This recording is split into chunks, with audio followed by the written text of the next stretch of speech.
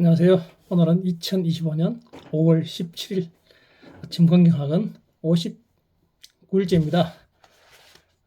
오늘도 어린 왕자에 대해서 내용을 좀 얘기를 좀 해볼까 합니다. 6번째 별은 10배는 더 넓은 별이었다. 그 별에는 어마어마하게 큰 책을 쓰고 있는 노신사가 살고 있었다. 어라 탐험가가 왔구나. 어린 왕자가 온 것을 보고 노신사가 소리쳤다. 어린 왕자는 탁자에 걸터 앉아 깊은 숨을 잠시 골랐다. 이미 꽤 긴 여행이었던 거다. 넌 어디서 왔니? 노신사가 어린 왕자에게 물었다. 이 두꺼운 책은 뭐예요? 어린 왕자가 물었다. 여기서 뭘 하고 있는 거죠? 나는 지리학자란다. 노신사가 답했다. 지리학자가 뭔데요? 바다와 강이 어디에 있고 산과 사막이 어디에 있는지 그 위치를 알고 있는 학자를 말하는 거지. 아, 그거 재밌네요. 이제야 직업다운 직업을 만났어요. 어린 왕자가 말했다. 그리고는 지리학자 주변으로 눈을 돌려 그의 별을 훑어보았다. 이처럼 위험 있는 별은 이제껏 본 적이 없었다. 별이 무척 아름다워요. 이 별에는 큰 바다가 있나요? 그건 알 수가 없구나. 지리학자가 말했다. 그럼 산은요? 그건 알 수가 없구나. 지리학자가 말했다. 그럼 마을이나 강이나 사막은요? 그건 역시 알 수가 없구나. 지리학자가 말했다. 아니, 지리학자라면서요. 그건 맞지. 지리학자는 말했다. 그렇다고 내가 탐험가는 아니거든. 여긴 탐험가가 절대적으로 부족하단다. 마을과 강과 산과 바다와 대양과 사막의 개수를 파악하는 것은 지리학자의 일이 아니야. 그렇게 돌아다니기에 지리학자는 너무 중요하지. 자신의 사무실을 벗어나지 않아. 대신 탐험가를 사무실을 불러 탐험에 대한 그들의 기억을 묻고 그걸 기록해 둔단다. 그중 흥미롭다 싶은 게 있으면 조사에 돌입하게 하지. 탐험가의 도덕성에 대해서 말이야. 그건 왜죠? 거짓말을 하는 탐험가라면 지리학자 책에 큰 문제를 일으킬 수 있지 않니? 술을 너무 마셔야 돼도 탐험가도 마찬가지고.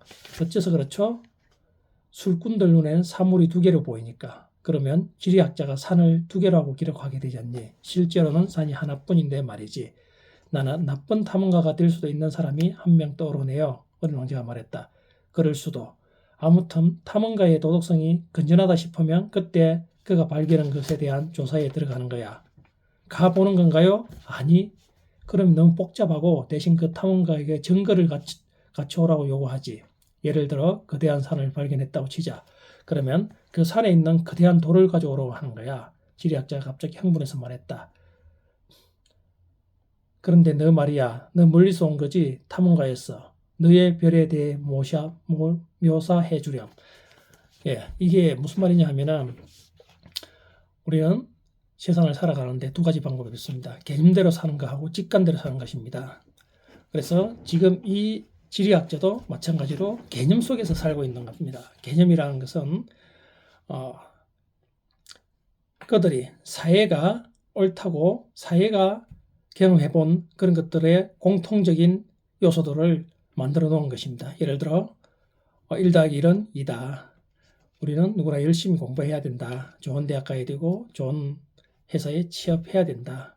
그리고 우리는 우리 가족을 위해서 많은 돈을 벌고 여행도 다니고 행복하게 살고 그렇게 살아야 된다. 즉 이런 것들이죠.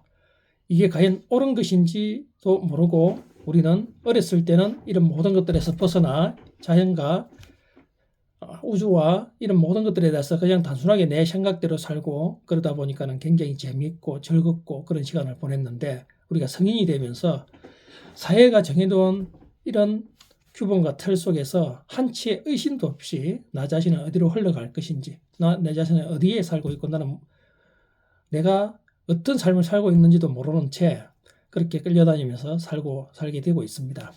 이 지리학자도 마찬가지죠. 자신이 직접 이렇게 중요한 지리학을 누군가에 내놓을 책들인데 자기가 직접 겪어보고 생각하고 느낀 대로 사는 게 직관인데 이렇게 하지 않고 그 누군가의 말을 듣고 그걸 단순하게 옮겨 적는 이런 이 내용을 보면서 저는 우리는 다시 한번 다른 고전에서 나와 있는 책들의 내용과 똑같이 이 책에서도 우리들에게 주는 의미는 우리가 사는 데 있어서 개념대로 살지 말고 내가 보고 느끼고 내가 옳다고 생각하는 그 길을 남 눈치 보지 말고 경험하면서 걸어가는 직관적인 삶을 살아야 된다는 메시지를 주지 않았을까 저는 생각합니다. 또 한번 보겠습니다. 내가 사는 별이요, 어리 왕자가 말했다. 그다지 흥미롭진 않을 텐데요. 아주 작거든요. 화산이 3개 있는데 2개는 활화산이고 1개는 사화산이에요. 어찌 될지는 아무도 모르지만요.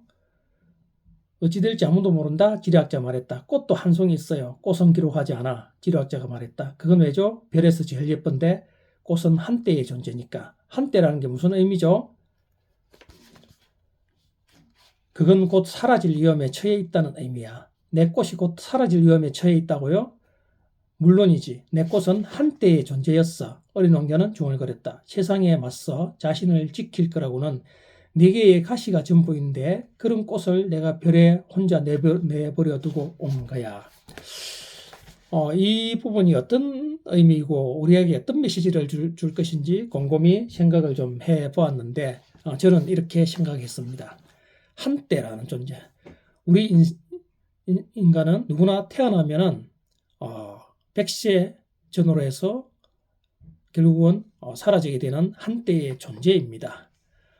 그렇기 때문에 우리는 그 어떤 부와 물질적인 부와 내가 살아가는 이 모든 것들도 결국은 다 한때라는 거죠. 그리고 그런데 이 한때도 영원히 살 수 있는 방법은 내가 진정한 내 삶의 가치를 찾고 내 삶의 목표를 가지고 인류와 타인들에게 조금이나마 도움이 되기 위한 그런 삶을 살아갈 때 우리는 한때가 아닌 영원히 살 수 있는 그런 것입니다. 그리고 누구나 다 한때를 살기 때문에 이런 나의 꿈도 없이 어디에 가는지도 모르게 끌려다니는 그런 삶을 살지 말아라. 우리는 4개의 도층 가시, 연약한 가시로 우리를 몸을 지탱하고 있다. 이 말은 우리가 특별하게 내가 진정 이루고자 하는 그 내 속에 있는 소망을 이루어가지 않는 대다수의 사람들은 그냥 이 사회에서 만들어 놓은 그런 규칙들 속에서 나도 특별한 존재도 없이 그냥 내 2발과 내 2손과 깊은 사고 없이 생각하는 흔한 이런 생각들, 이 험한 세상에서 이런 것들 가지고 있는 이런 것들로 그냥 살고 있다는 거죠. 이런 것들에서 진정한 내가 이루고자 하는 나의 소망을 찾고 그 소망을 온전하게 이루어가는 그런 삶을 살아갈 때 우리는 한때로 사는 것이 아닌 영원히 사는 것이라 저는 그런 의미로 받아들였습니다. 내게 불가능한 일 없다. 난 뭐든지 할 수 있어. 오늘 나에게 최고의 행운이 올 것이다. 나는 운이 좋은 사람이다. 하는 일마다 잘 된다. 나는 끊임없이 성장한다. 나는 내 분야에서만큼은 자신 있고 최고이다. 내가 하는 선택과 행동은 반드시 성공으로 이어진다. 나는 성공할 때까지 끝까지 해내며 절대 포기하지 않는다. 내게는 인내력과 지속력이 있고 내 행동에는 책임감이 있다. 나는 언제나 나 자신을 위한 최고의 선택을 한다. 기적은 나와 내 주변에서 계속 일어난다. 나는 금전 때문에 괴로움을 겪지 않는다. 나는 시대조차 반드시 내 편으로 만드는 힘이 있다. 나는 매일 매순간 긍정적이고 행복하다. 나는 시간 관리를 잘하며 부지런하고 끈기 있다. 내게는 넘치는 에너지와 열정이 있다. 나는 내 삶은 성공적이며 앞으로도 성공적일 것이다. 나는 마케팅의 달인이다. 나는 매일 독서와 글쓰기를 통해 나를 성장시킨다. 나는 존경받는 남편, 존경받는 아빠이다. 나는 매일 감사하는 마음으로 하루를 시작한다. 나를 구하는 유일한 길은 남을 구하려 애쓰는 것이 내 삶의 가치이고 매일 실천한다. 나는 공부가 너무 좋고 배움이 너무 즐겁다. 내가 가는 곳을 설레는 곳으로 만들고 매 순간 설레이는 마음으로 하루를 보낸다. 나는 지금 이 순간의 행복을 위해 집중한다.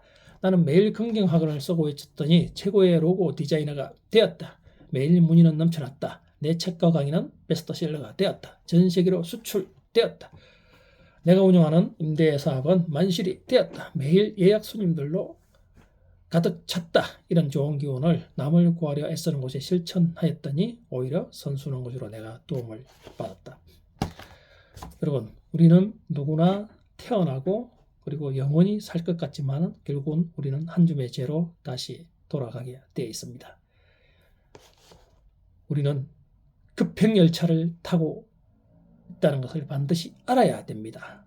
우리의 인생은 생각했던 것보다 굉장히 빨리 지나갑니다. 그렇지 않습니까? 하루하루가 쏜살같이 지나가고 결국은 20대, 40대, 60대, 80대 결국은 우리는 한 줌의 죄로 없어질 것입니다.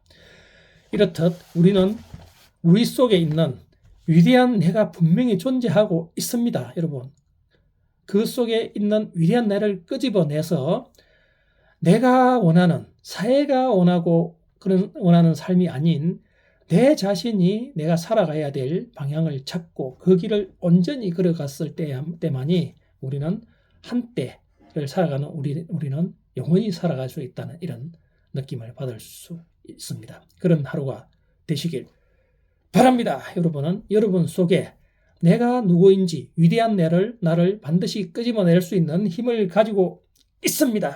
그리고 그 힘, 내가 누구인지를 찾아가는 과정은 고전을 통해서, 책을 통해서 찾아낼 수 있습니다. 여러분, 오늘부터 하루에 10쪽씩 고전 독서를 통해서 내가 누구인지를 늘 매일 생각하다 보면은 1개월, 6개월, 1년, 2년이라는 시간 흐름 속에서 반드시 나의 소명을 찾을 수 있는 그런 날이 올 것이라고 믿으셔야 됩니다.